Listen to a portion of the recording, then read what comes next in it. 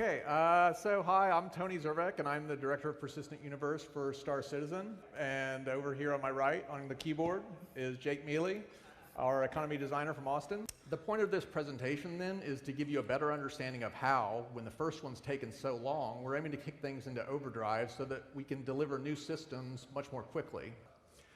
For the purposes of this talk, though, I'm going to focus on what I call the dynamic content.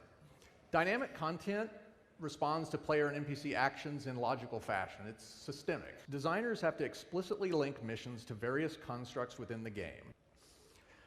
Worse, this isn't dynamic at all. Mission content is fixed to specific NPCs and locations. As with missions, economic nodes don't have any real context in terms of supply and demand, and there's no systemic flow of goods throughout the economy. So, what is a probability volume?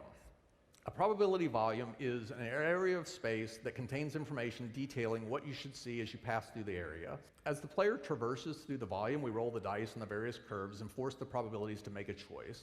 Does that content exist at that location or doesn't it? The problem with probability volumes, each one contains a litany of curves and associated data and is set up by hand, which is time-consuming and requires constant updating as other things change. What we actually want is a dynamic, logical universe. If we're ever going to reach a point where we can deliver new solar systems in a reasonable amount of time, then we're going to need to make a quantum leap. So, what's the solution? So this is quantum. The original star map referenced static data. There was nothing dynamic about it. But quantum is totally different. For starters, it has access to all of the back-end services and can pull whatever data it needs from them. Everything you see on the screen then, that's real-time data pulled from the game. Now, I mentioned that we're connected to all the real-time data. Let's go ahead and see what the players are up to.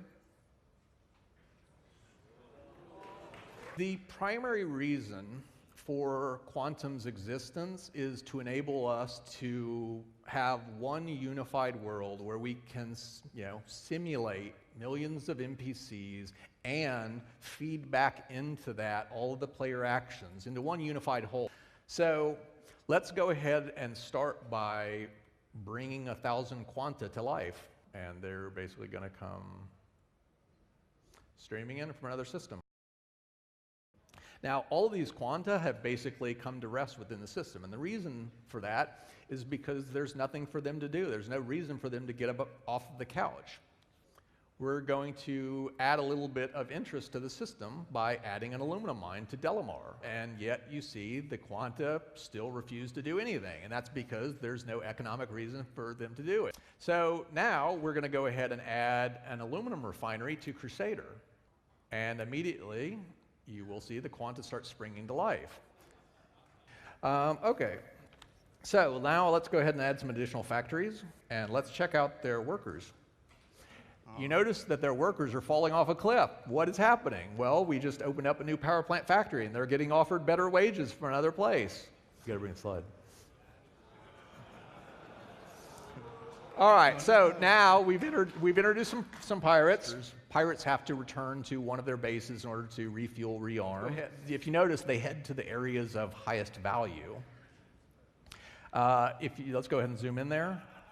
And you can see that those are missions being created by the NPCs, no different than players would. In other words, you see a lot of deaths on a route that's got a lot of value. And go ahead and hover over some of those contracts.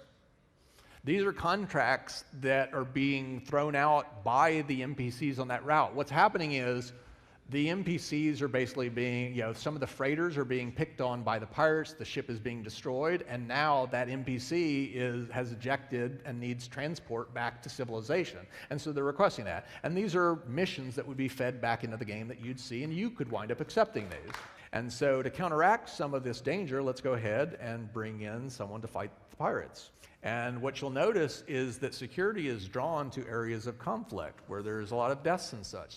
And what you're looking at here is one of the big problems I referred to earlier is how we wind up getting samplings. So you can see that there are 10 total quanta, 1 freighter, 11 pirates, 5 security. It also shows you the total value being transported. You know exactly what's going down that route. This is the information that quantum, and it's a small piece of the whole, this is what it would wind up feeding periodically to the probability volume services. We've got a lot more work to do before Quantum is ready for integration with the rest of the game, but it's one of the last big steps in setting us up for a completely dynamic and systemic universe. Thanks for listening.